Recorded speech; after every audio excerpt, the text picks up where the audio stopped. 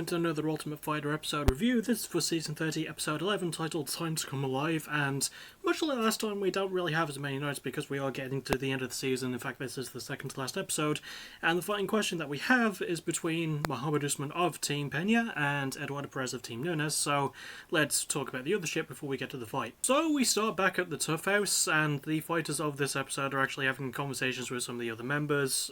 And in the midst of all this nice talking, there's a really great moment where Mohamed is talking to Helen Peralta, and they're talking about the differences between martial artists, athletes, and fighters. And Helen calls herself a fighter who's trying to be a martial artist, and I found that quite funny because she laughed at it, and I was like, yeah, it's pretty good. She's still really good though.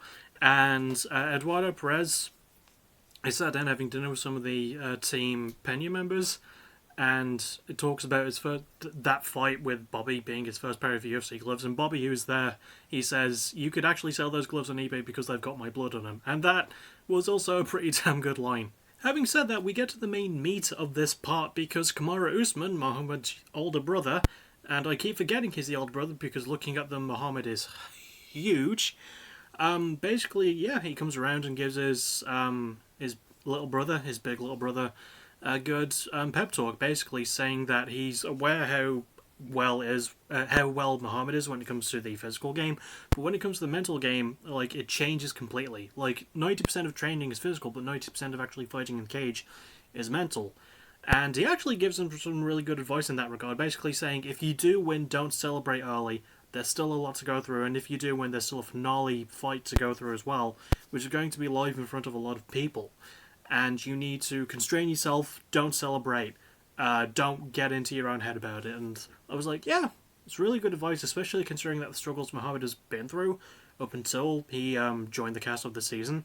I really like the advice that that Kamaru gave. Of course, Kamaru being a world champion, and being a very well-spoken world champion, it is obvious that he would have some good words of advice for his big little brother. We then get to the training and prep, and there's not a whole lot to bring up on this front. One of the more interesting things that happened is for Team Nunes when some of the other heavyweights of Team Nunes were sat down with Eduardo, and Mitchell, who fought Mohamed many episodes ago and lost to him, said that Mohamed hits frequently, but he doesn't as hard as he thinks he does. And he's trying to use that to give Eduardo a bit more motivation to try and keep standing with him. And Eduardo's game plan is basically the same as it was against Bobby. Stand up, try and use your reach, try and use your head movement, try and follow through with some strikes and stuff. And it is at this point I'll bring up the fact that, yeah, Eduardo did look good against Bobby, but Bobby hadn't fought in 10 years, and he was the oldest guy in the house. So, well, he's still in the house, but yeah, I don't know. I feel like they're putting too much on Eduardo's previous performance. As good as it was, and as much as he absolutely demolished Bobby, I think they're putting it a bit too much on that, And Mohamed's game plan is to basically try and do what Bobby couldn't really do in his fight against Eduardo, which is to try and go for the clinch and go for takedowns, and keep it standing if need be, use your striking if need be, but mostly just clinch and try and wrestle Eduardo. And it is a pretty solid game plan because it is something that Bobby attempted and was almost successful with in his fight against Eduardo, but it didn't really work out for him because, he was finished in the first round. The only first round finish of the season now that I remember. We then get the video calls, and these are always quite lovely to bring up. I do want to bring up a stark difference between them though, because Eduardo's video call is just having a nice conversation with his family. I do appreciate the fact that most of it is in his native Spanish tongue, and I loved this moment where his mum asked, "What do you want me to cook when you get home?" And Eduardo says, "Oh, just anything." Obviously in Spanish, and I was like, yeah, Spanish mums know what's up, they know how to cook. And that was something that did put a smile on my face, but that was the nice family of the two. Mohamed's video call was a little bit more uplifting and sort of inspirational, and a bit more pressuring, saying that, yeah, we know how good your brother is, and we know that you're there to win, so you've got to go and win. And they didn't really compare him to Kamaru as much as I just did, but they're aware of the fact that when they first came over to America from Nigeria, they didn't have a lot growing up, and Mohamed has had to work for everything in his life, and he's never been given it, and his family are reminding him of that. You work for everything so far, work for this. get this fight. And I was like, yeah, okay, no, that's actually sound advice, and not something I've really heard in video call form since, like, video calls were first introduced to The Ultimate Fighter, because, like, you don't really... Usually when a fighter calls people back home, like, they're loved, it could be their other half, it could be, like, family, some friends, even just coaches that they weren't able to bring around for the show. They usually give, like, some almost meaningless platitudes, but no, not the Usman family. It's also the last thing worth bringing up because we've got the fight to get to.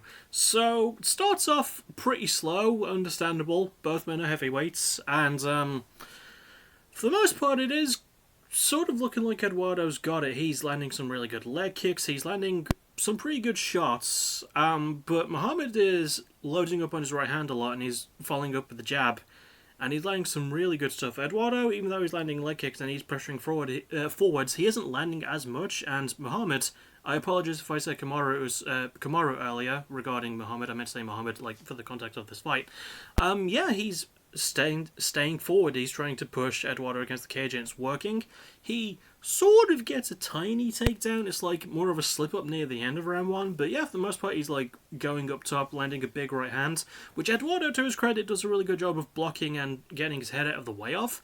But he's still eating a couple of nasty shots. And when Muhammad goes to the body, Eduardo's not defending those really well. He's landing some decent body shots himself. But yeah, round one, Eduardo just looked really slow, and I'm giving it to Muhammad mostly because of he just seemed to take more control. He seemed to be in more control.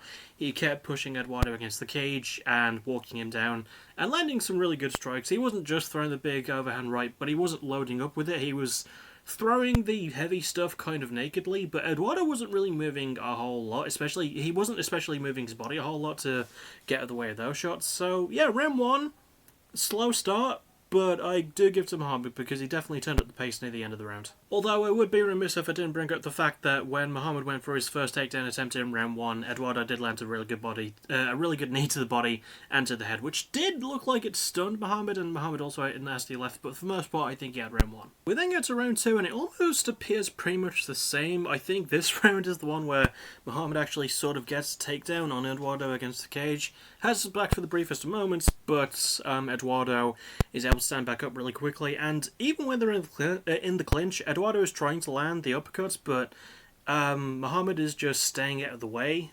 He's, again, doubling up on the jab like his corner told him to between rounds, and he's following up really well. He's actually landing more shots up top. Although Dana White, after the fight was over, said that Eduardo looked like he was doing more in round two, I didn't really see it. Eduardo was landing good stuff, again, throwing the leg kick, throwing more body kicks, and landing some good shots to the head. He did land another really good left and a really good right to the head. But yeah, Muhammad's pretty much took almost all of round two for me. I can't really recall a lot of it outside of the takedown, but Muhammad was walking Eduardo down again, staying on him, utilising the jab, following up with a big overhand right, actually landing it a bit more in this round. Eduardo was doing some okay blocking, but he was mostly getting clips with it. And he's starting to wear the damage a bit more as well. I think by the end of round one he had a slightly bloody lip, and it got really, really bad throughout round two. Not like gorily so, but the blood was starting to become a bit more noticeable. And Eduardo himself was starting to breathe heavier, and you always know that's a bad sign when you see a fighter, regardless of their weight class, because I know when it comes to heavyweights they can get gassed a bit easier. But if you see someone breathing through their mouth, that's usually not a great sign because they're fucking knackered, and Eduardo was definitely knackered. Despite his best efforts and landing some really good shots, I give round two also to Muhammad. I think he just landed more clean stuff, he landed better stuff. He was using his left hand a bit more, using his jab a bit better as well, and he got a good takedown too, so yeah, I give round two to Muhammad. And finally we get to round three, and yeah, very much a squash match by this point. Muhammad just looks a lot fresher going into round three. He is landing so much cleaner. He even lands a shot that spins Eduardo around for a little bit. He doesn't knock Eduardo down at any point with the strikes throughout this fight, but he's just landing them so often and so frequently. And he does, again, sort of get a bit of a takedown, but it doesn't really come... not a lot really comes of it. Eduardo is landing a couple of good hands, but not really as much as he should be. And again, like I said about round two, he was almost out of breath. By round three, he's just a lot slower than Muhammad. It's clear that Muhammad is the more active fighter, and he's even landing some more body shots. I almost said more body shots to the body. No, he's landing more body shots, and Even if he like kicks of his own, which he was landing a bit more in rounds 1 and 2, but like, yeah, in round 3 he really turned up the heat on those. And it's not like Eduardo did nothing, he just kept waiting for the counter and it didn't really come for him, and Muhammad just sort of outclassed him, kept him against the cage, kept pushing him around, really, lands some really good shots, hitting him with some pretty heavy stuff, and landed a beauty of an overhand right. Again, it was very much like a one weapon thing that Muhammad had going for him, but he kept landing it over and over again, and even when Eduardo was blocking, sometimes it would get through, and it would obviously hurt him a little bit, just not majorly so. But yeah, round 3, kind of clear cut. I'm giving this one to Muhammad as well. I think he wins. And my thoughts are correct, although it's a split decision win, which I don't know if I agree with. You could make the argument that round 2 was a bit closer and maybe Eduardo did more stuff in round 2, but I don't know, I think Muhammad was just walking Eduardo down and landing bigger shots, and he got a good couple of takedowns. I think he got one in round 3 as well, and while Eduardo was able to get up really quickly, he still got taken down, he still got hurt really badly, and also he had a punch that spun him around. You know, credit he was still standing because he's got a tough head. And, which is not really saying a lot for a heavyweight because a lot of heavyweights have tough heads unless they're against Francis Ngannou, but that's besides the point. But yeah, I think it was a unanimous decision win for Muhammad. But I could see a split when it comes to round 2. I think Eduardo could have done enough in round 2 to have won it. I just think Muhammad did a bit more, and I think he wins all 3. But that's besides the point, because that is the end of the fight, and it was alright. Very slow pace, very one note for the most part. Very clear-cut winner, though, which I do appreciate. And the next fight should be the last one of the season, and I think it's Juliana Miller versus Caitlin Neal. I'll look that up really quickly. And I was correct, it is those two. I'm really looking forward to that fight. That'll be the last one of the season before we go to the finale. And yeah, I'm looking forward to it. And don't really have much else to say, although very exciting announcement. PBW vs AVW will be returning tonight. It did take me a while to get all the things I needed, but I've got more than enough to get a show up, so I'm going to get the Go Home show up and streamed tonight. So do not miss it, it's going to be pretty fucking cool. And I will see you all hopefully for that on my Twitch channel. And next video will be tomorrow, Music of the Week. As always, thank you for watching, you're awesome. Bye bye.